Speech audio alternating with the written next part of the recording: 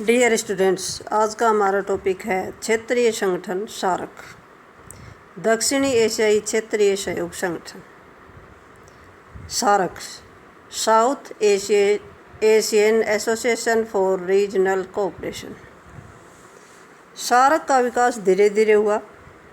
दक्षिणी एशियाई देशों का क्षेत्रीय संगठन बनाने का विचार बांग्लादेश के पूर्व राष्ट्रपति जिया-उल रहमान ने दिया था।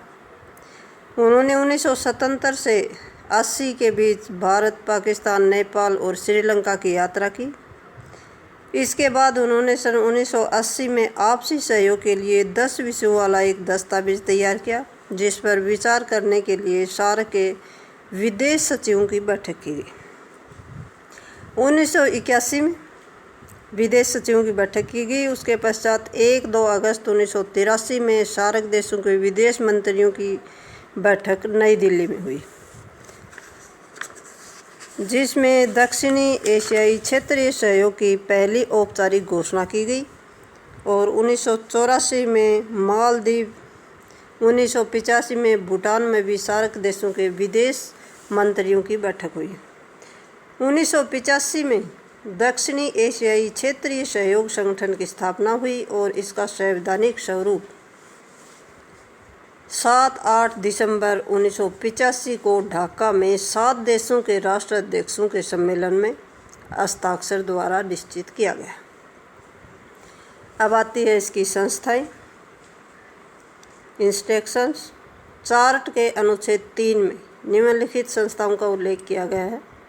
नंबर 1 शिखर सम्मेलन, नंबर 2 है मंत्री परिषद, 3 है स्थायी समिति, 4 है तकनीकी समितियां, 5 है कार्यकारी समिति, 6 है सचिवालय, 7 है वित्तीय प्रावधान।